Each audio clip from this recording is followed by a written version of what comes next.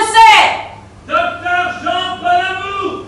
C'est au sujet de Marie de l'Incarnation, vous savez, la religieuse Ursuline, qui vient de mourir à Québec, la défunte mère de Don Claude. Mais oui, docteur Jean Bonamour. C'est vous dont ma mère me parlait dans ses lettres. À cette heure-ci, don Claude, que j'ai déjà rabattu mon feu à la cuisine.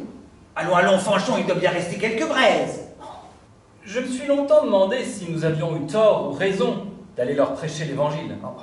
Et oui, leurs coutumes, leurs traditions, leur façon de faire la guerre, je me disais, à la suite de Montaigne, sans doute leur apportons-nous autant nos vices que nos vertus.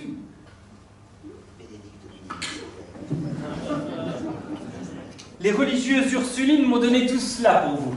Son chapelet ainsi que quelques lettres la concernant. Oh, Dieu vous bénisse. Pour tout dire en un mot de sa grande foi et de son intimité avec Dieu, un docte et savant personnage disait qu'elle peut être appelée une seconde Thérèse d'Avila, ou plutôt la Thérèse du Canada.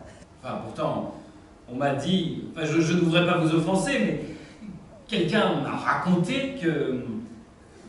Que ma mère m'avait abandonné. Oui, enfin, c'est à peu près cela, mais je ne voudrais pas vous gêner. Sa compagnie ordinaire était celle des crocheteurs et des charretiers, et 50 à 60 chevaux dont il fallait qu'elle prisse soin. Bref, elle était devenue l'organisatrice, la tête pensante, la trésorière. Bref, pour rien au monde, mon oncle n'aurait voulu se séparer d'elle. Je vous laisse imaginer la situation lorsqu'elle décida d'entrer au noviciat des Ursulines de Tours. Elle avait 30 ans, j'en avais presque 12.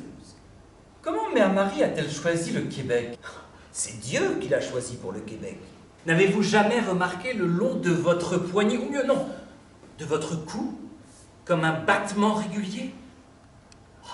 Maintenant que vous le dites, c'est le rythme du sang qui boum boum, boum boum, circule par un coup dans les vaisseaux de sang. Qu'est-ce que c'est que ça? C'est le Québec. Pensez à faire circuler votre sang!